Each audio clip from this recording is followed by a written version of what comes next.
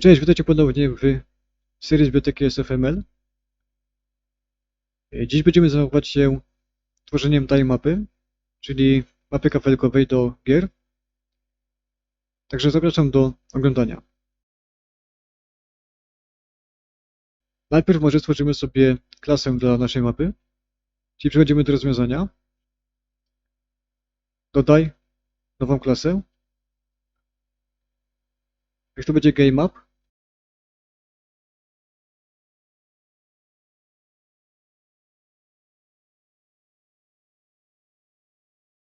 Dodajemy sobie dwie biblioteki. Będzie to SFML Graphics oraz Vector do kontenerów.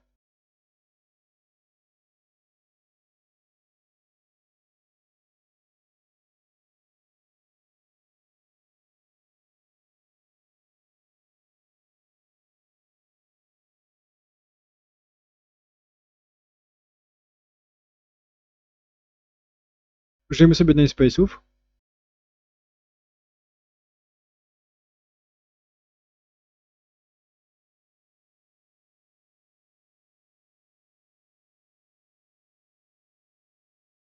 I przechodzimy do klasy. Public. Konstruktor oraz destruktor będzie podstawowy, czyli default.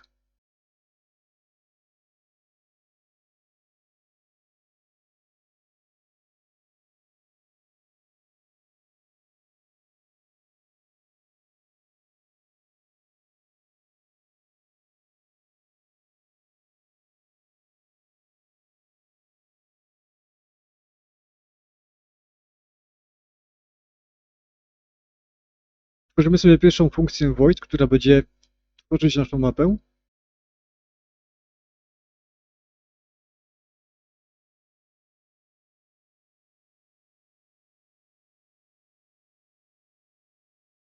I w nawiasach musimy ustawić parę definicji.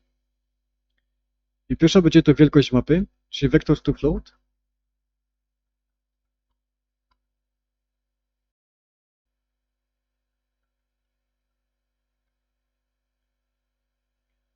I druga będzie to także vector to float, lecz wielkość kafelek.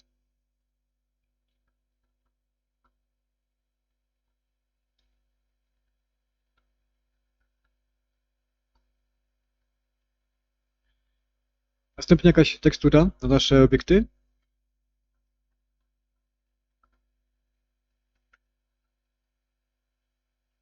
Oraz tablica int. I będzie służyć ona do przechowywania informacji na temat pozycji kafelek.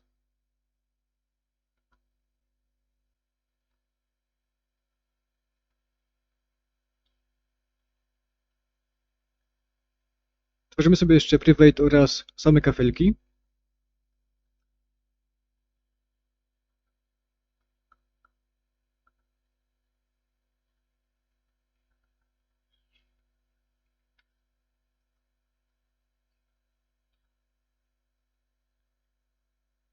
Teraz kafelek musi być tyle samo, ile będzie wycięć naszej tekstury. To znaczy, przejdę może teraz do Painta, by to wyjaśnić. Gdy mamy naszą teksturę, będziemy z niej wycinać odpowiednie elementy na konkretnej wielkości. Teraz naszych kafelek musi być tyle samo, ile będzie elementów wyciętych z naszej tekstury. I w moim przypadku będą to 3, ponieważ będzie to pierwsza, druga oraz trzecia. Te dwie pozostałe będą zastępować tą wodę, tą trzecią, ponieważ będzie to animacja płynącej wody. Oczywiście same kafelki muszą być wielkości naszych tekstur, inaczej po prostu może nie wyświetlać się to poprawnie. Także przechodzimy teraz z powrotem do Visual Studio i tworzymy sobie tablicę z kafelkami. Nie będą to 3.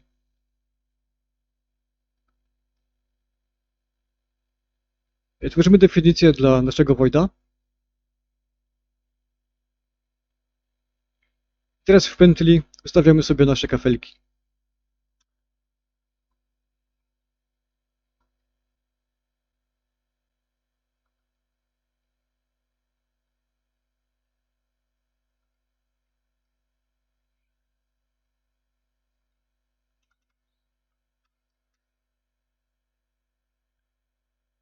Pierwsza będzie to wielkość kafelek, czyli nasze tile size.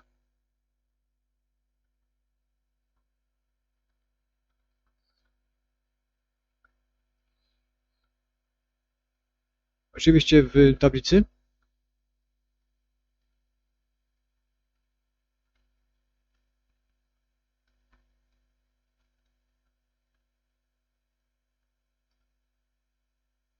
Później tekstura.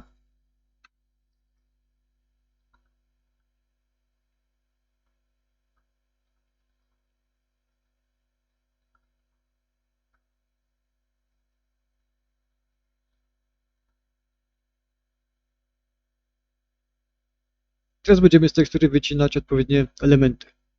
Oczywiście texture rect.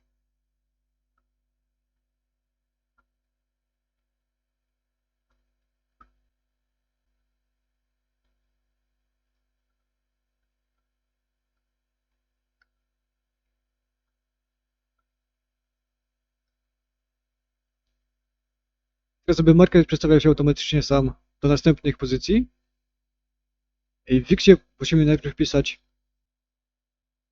z naszej pętli TL, a następnie przemnożyć to przez wielkość kafelek w Wixie.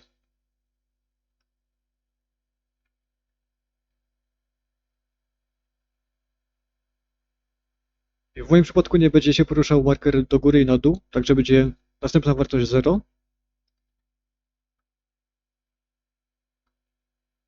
I później same wielkości kafelek.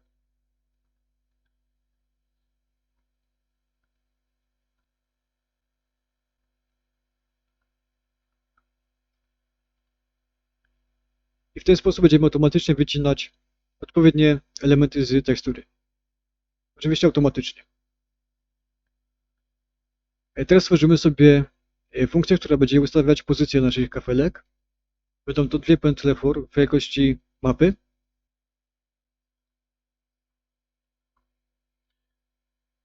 Czyli pierwsze będzie to Y, czyli wysokość ogółem mapy.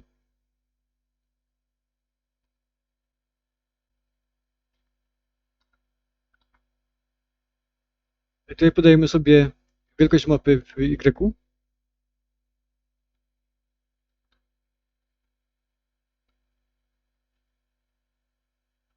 Teraz Y musi przedstawiać się o wielkość kafelków. Czyli musi być to Y plus. Y równa się, przepraszam, Y plus wielkość kafelka Y.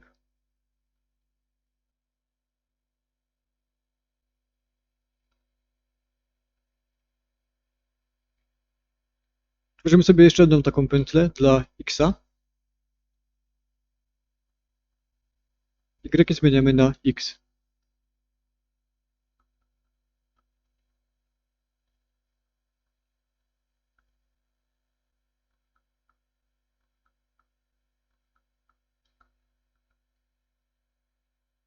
Otwieramy klamry.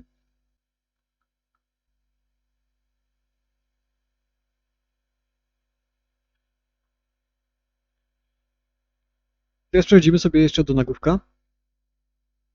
I w private tworzymy sobie zmienną int.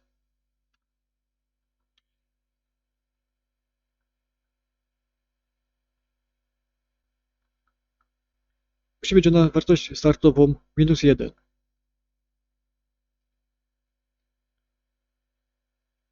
Teraz do czego ona będzie służyć? Będzie ona wybierać odpowiednie elementy z naszej tablicy koordynatów. Przejdziemy z powrotem do CPP, do pętl. I teraz musimy dodawać naszą zmienną.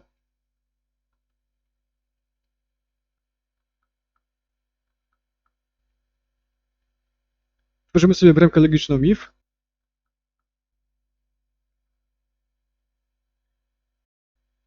Teraz podajemy nazwę naszej tablicy.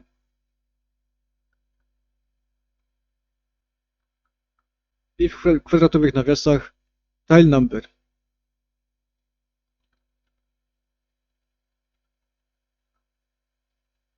I teraz jeżeli numer w tej tablicy równa się, na początku będzie to 0,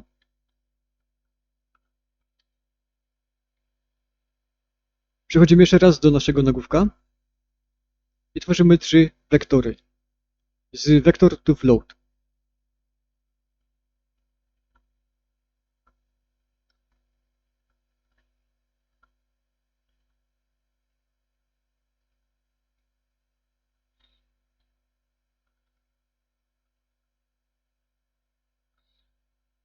Zmienimy sobie tutaj jeszcze nazwy. Oczywiście tych wektorów musi być tyle samo, ile będzie samych kafelków. Konkretnie będę przechowywać informacje dotyczące pozycji tych kafelków, także wszystkie muszą być osobno. Wracamy z powrotem. I teraz tutaj, jeżeli numer równa się 0, podajemy nazwę pierwszego wektora, pojemnika i używamy funkcji pushback.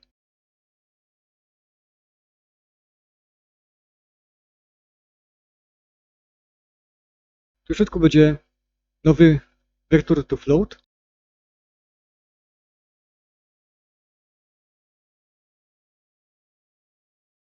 I będzie to tym razem x oraz y z pętli.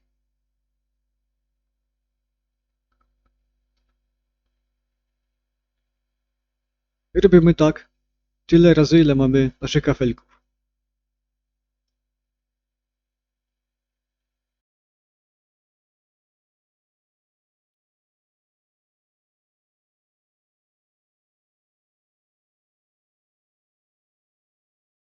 Zmienimy tylko wartości tutaj po kolei na 0, 1, 2. Oraz oczywiście nazwy.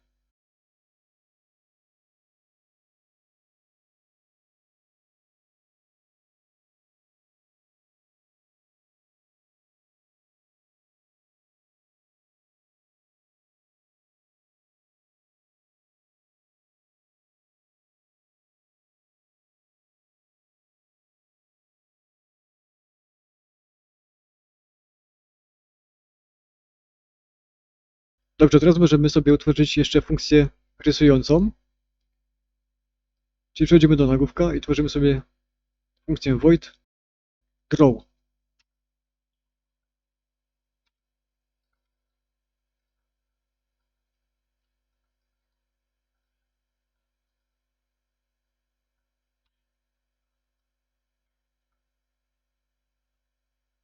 Tworzymy definicję.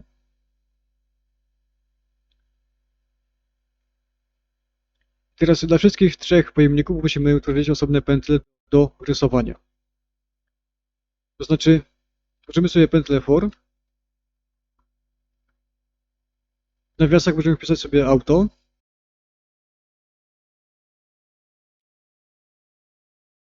Tutaj jakąś nazwę. Nazwę pojemnika.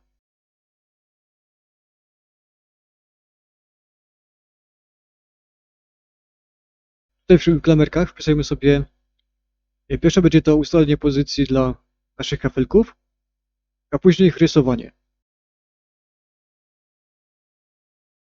To oczywiście musi być po kolei, czyli jeżeli mamy pojemnik z napisem 0, musi być to tak samo zerowy kafelek.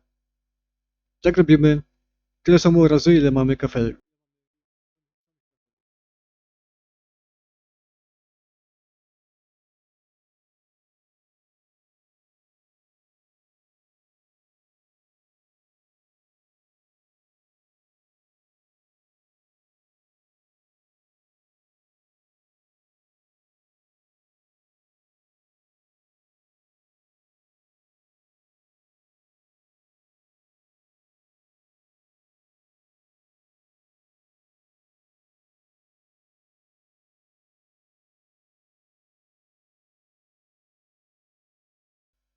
Kopiujemy całość i zmieniamy nazwy.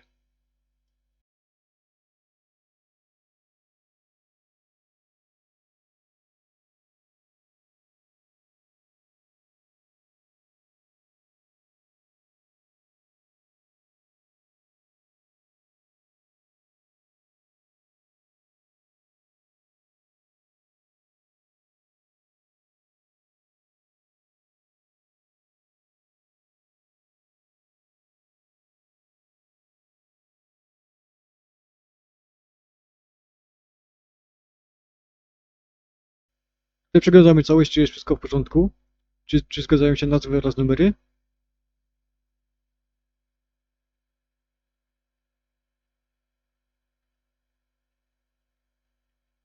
Jeżeli tak, to przechodzimy teraz do maina.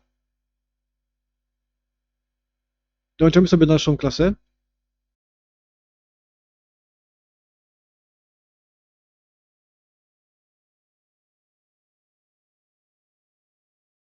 Tworzymy oczywiście obiekt.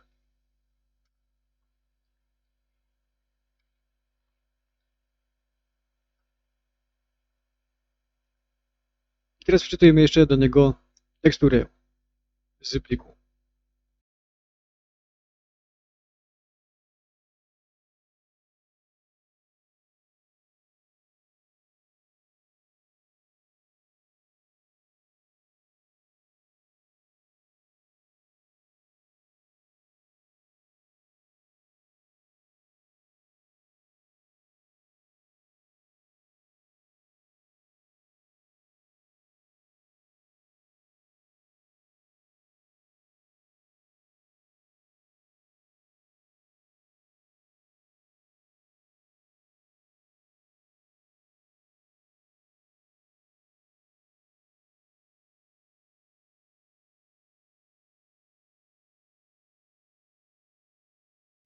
Jeżeli mamy już wszystko gotowe, to w Elisie możemy wpisać teraz funkcję tworzenia naszej mapy.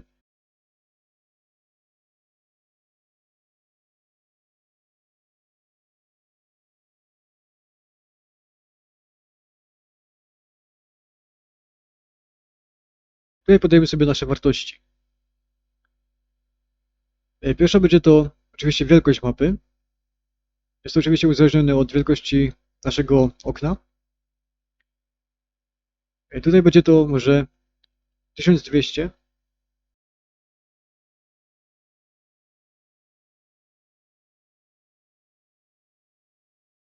Tu jakieś 720.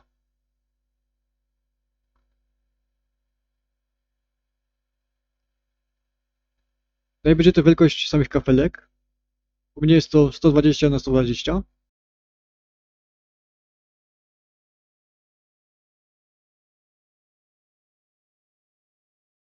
Później tekstura.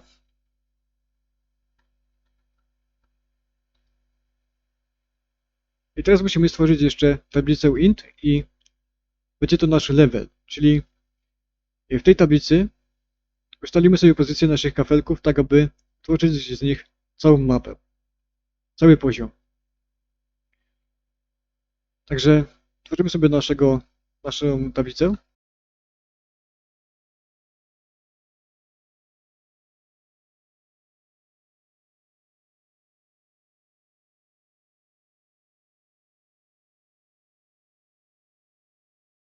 I teraz tych wartości musi być tyle samo, ile będzie naszych kafelek.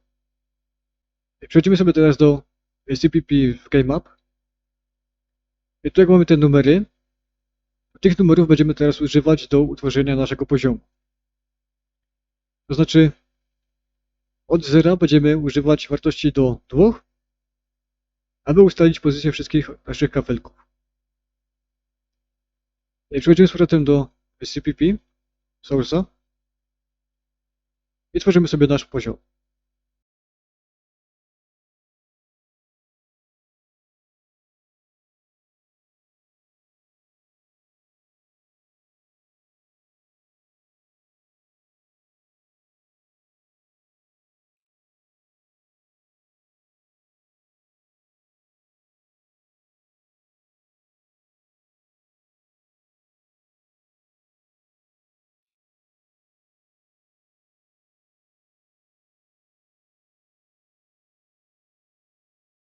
Całą tablicę przekazujemy sobie teraz do naszej funkcji.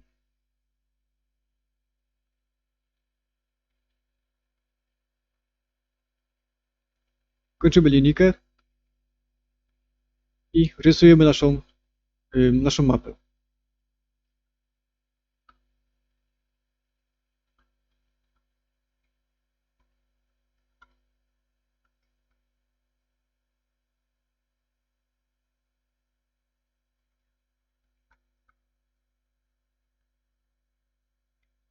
Teraz chyba wszystko jest skończone, także teraz możemy zobaczyć, czy nasza mapa się ukaże.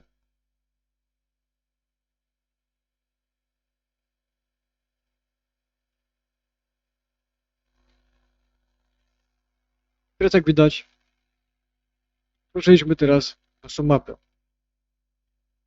Oczywiście wszystkie te elementy są poukładane tak, jak ustaliliśmy to w naszej tablicy.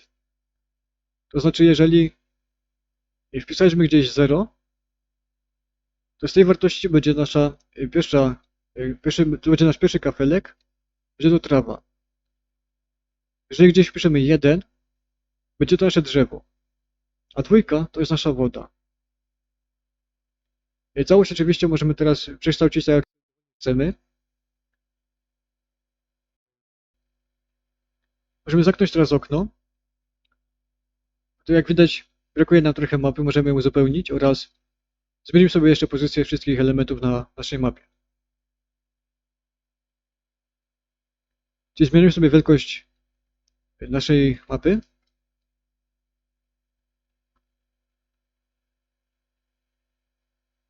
I zmienimy sobie teraz jeszcze tutaj rozmieszczenie na naszej mapie.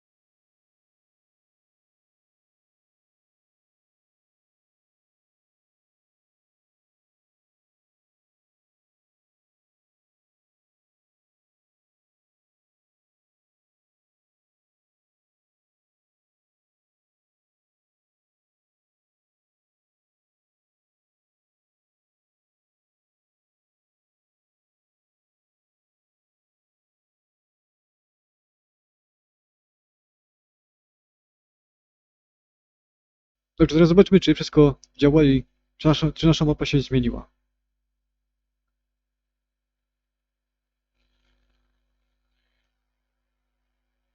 Teraz jak widać, wszystko działa poprawnie. Zmieniliśmy kierunek naszej rzeki oraz pozycję naszych drzew, także system rozmieszczenia kafelków działa poprawnie. Jedyne co, to jeszcze pokażę Wam, jak stworzyć animację wody. Także zamykamy sobie jeszcze okno.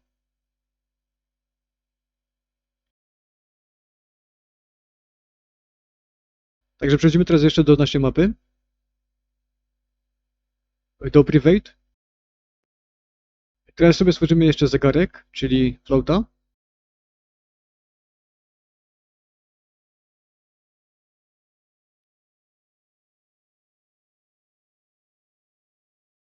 Jeszcze w Private jedną funkcję Void.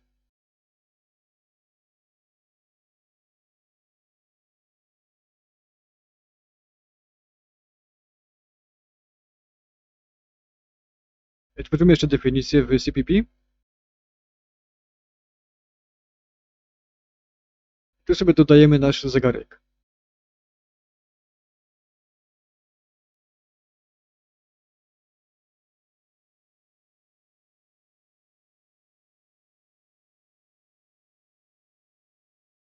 Tworzymy sobie w ramkę logiczną if.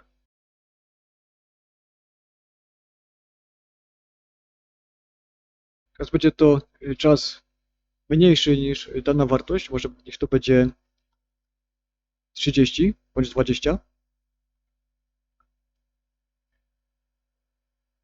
I tutaj sobie użyjemy teraz funkcji texture rect do wycięcia odpowiedniego kawałka. Oczywiście używamy tutaj tego kafelka, który chcemy zanimować. Czyli jeżeli chcemy na przykład zanimować wodę i mamy go na kafelku numer 2, to musimy tutaj wpisać kafelek numer 2 i ustawić jego teksturę na texture rect.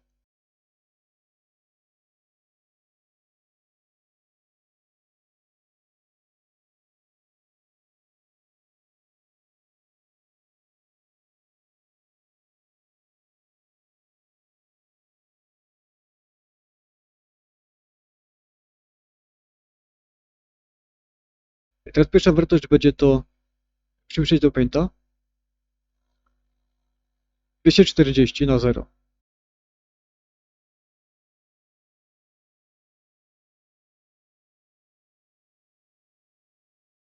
Dalej będą to oczywiście szerokość oraz wysokość kafelka. U mnie jest to 120.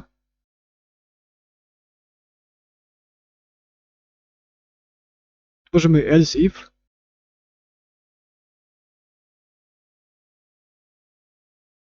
Tym razem dwa nawiasy. I czas jest większy niż 20.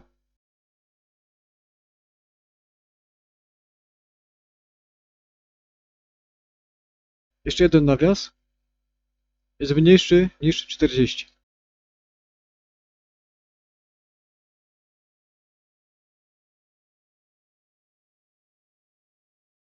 Kopiujemy sobie linijkę i wklejemy poniżej.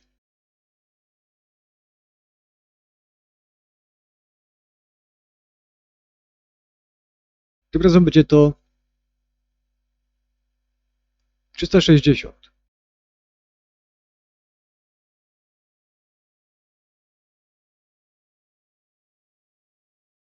Jeszcze jedno else if. Dwa nawiasy. Czas większy niż 40.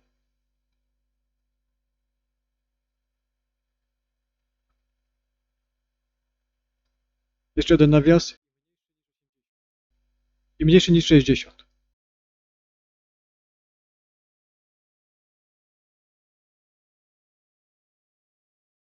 Wklejemy sobie jeszcze linijkę.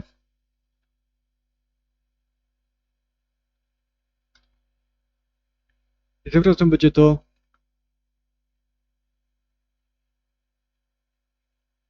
480.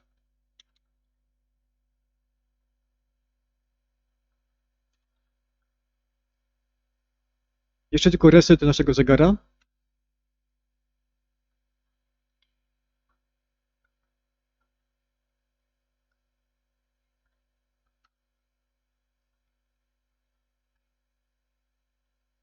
I teraz całą tą funkcję musimy wkleić do odpowiedniego kafelka, który chcemy zanimować w funkcji draw. Najlepiej nad funkcją setPosition oraz draw. Czyli jest to kafelek numer 2, więc wkleję to w to miejsce.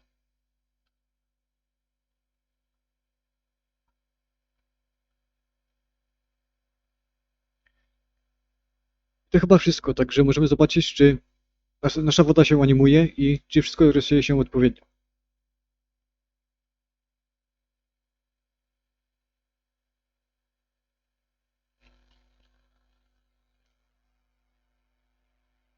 Jak widać, animacja się udała, tylko mamy wszystko oczywiście trochę za szybko. Musimy trochę zmniejszyć czas. Także przestawmy jeszcze tą wartość. I może ustawimy to na 0,1.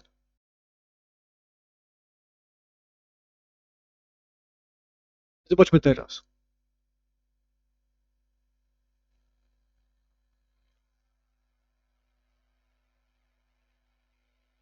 Jak widać, wszystko jest o wiele lepsze. Animacja jest bardziej płynniejsza. Trochę wolniejsza, także prędkością oczywiście też możemy sterować. Także to byłoby chyba wszystko na temat tilemapy, czyli mapy kapelkowej. Oczywiście, jeżeli film się spodobał, to zachęcam oczywiście do komentowania oraz lajkowania. Oraz dziękuję za uwagę. Do zobaczenia.